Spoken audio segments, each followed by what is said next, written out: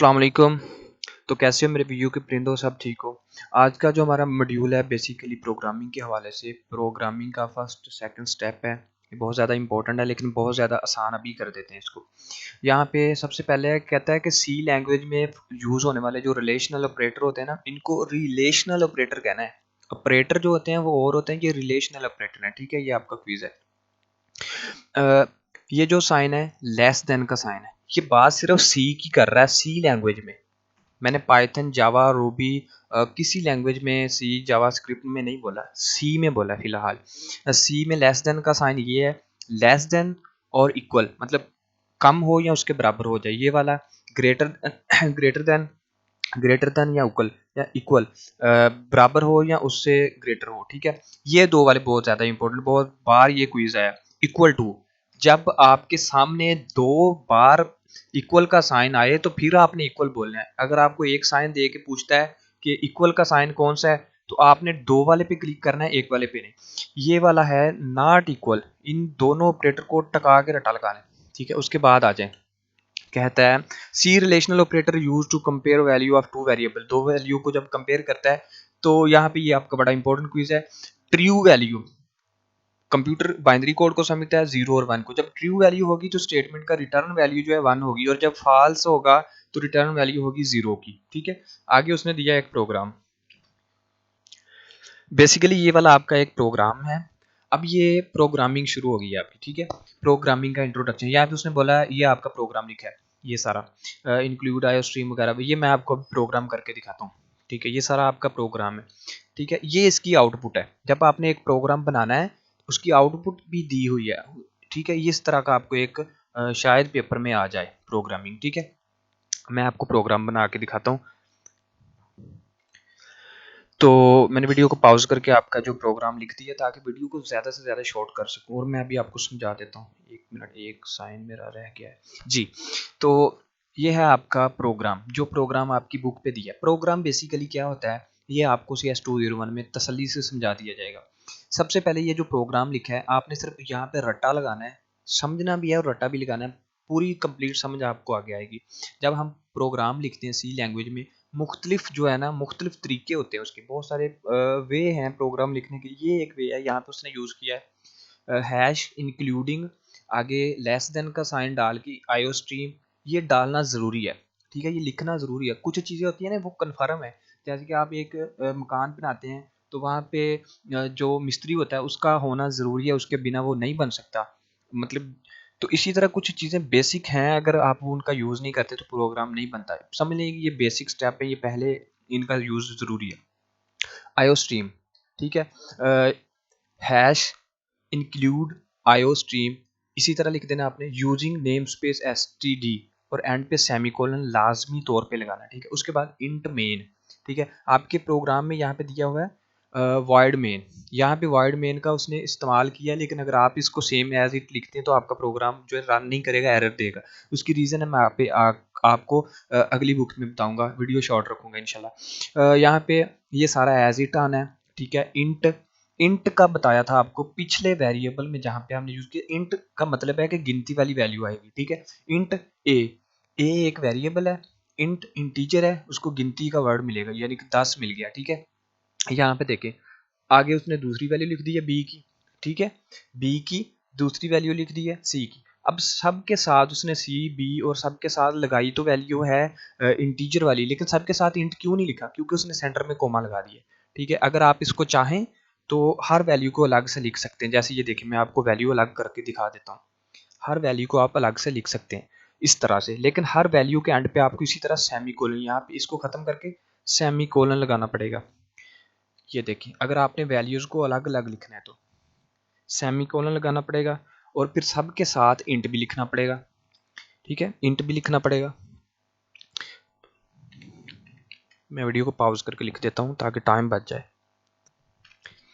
तो जी मैंने ये लिख दिया है। मतलब ये है कि अगर आप हर लाइन पे अलग, यहाँ पे स्पेस देनी है, स्पेस नहीं देनी, कोई फ़र्क नहीं पड़ता। ये देखिए, मैं स्पेस ज़्यादा कर देता हूँ, स्पेस कम कर देता हूँ।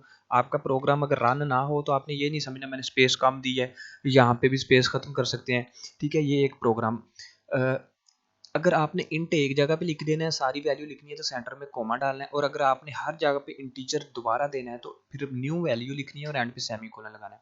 अब यहाँ पे आपका प्रोग्राम क्या कहता है, इफ, पहले यहाँ पे आप प्रोग्राम समझे, कहता है ये आपका सारा प्रोग्राम की फर्स्ट जो स्टेप मैंने बता दिए, कहता है if A is greater than B, कहता है अगर ए ग्रेटर देन है बी से तो सी आउट का मतलब होगा कि प्रिंट हो जाएगा, रन हो जाएगा, ठीक है। लेस देन ये ज़रूरी होता है, जब आपने सी आउट प्रिंट करवाना है तो ये इस तरह को आएगी, अगर आपने मतलब इन वैल्यू देनी है तो ये राइट साइड को होगा।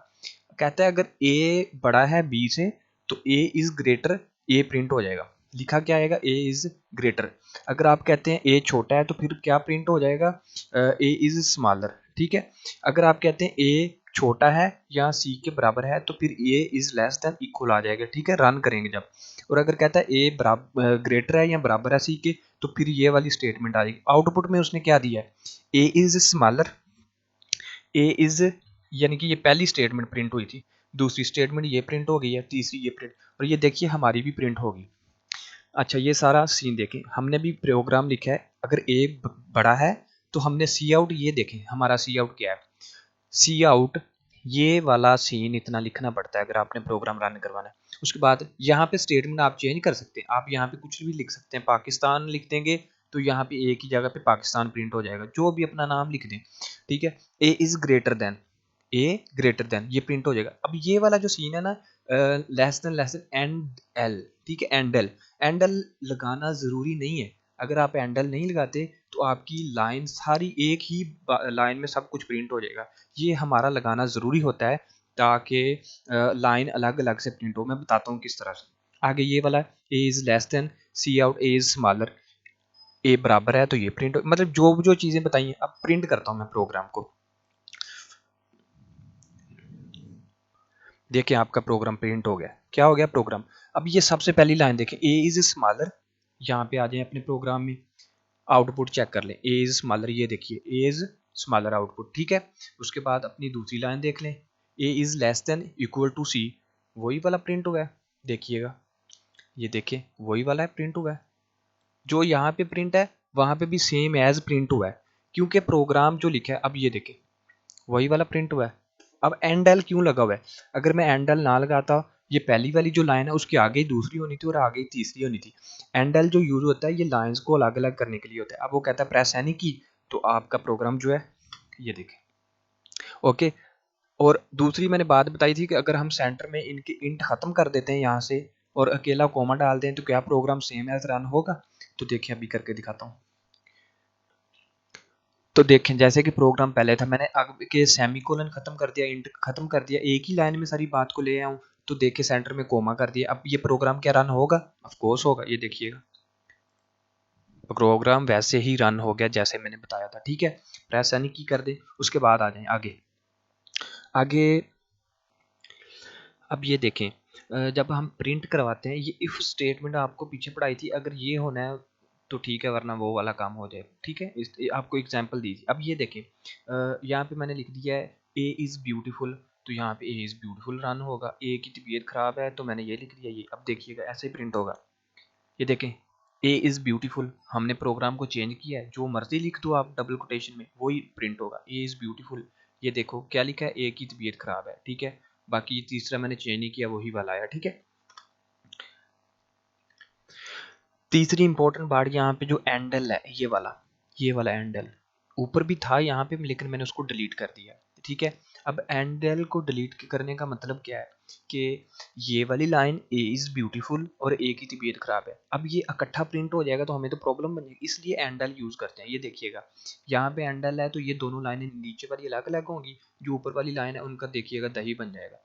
अब यानी यहाँ से मैंने ना एंडल खत्म कर दिया, ठीक है। अब प्रोग्राम को रन करवाओ, ये देखो पहली दोनों लाइनें इकट्ठी प्रिंट हो गई है, ए इज़ ब्यूटीफुल फुल यहाँ पे और साथ ही ए की तबीयत खराब है, दोनों एक जगह पे इकट्ठे प्रिंट हो गए। मतलब एंडल किस लिए यूज होता है, एंडल यूज होता है लाइन को अलग करने के लिए, ठीक है। मैं अभी प्रोग्राम में एंडल दोबारा टाइप कर देता हूँ।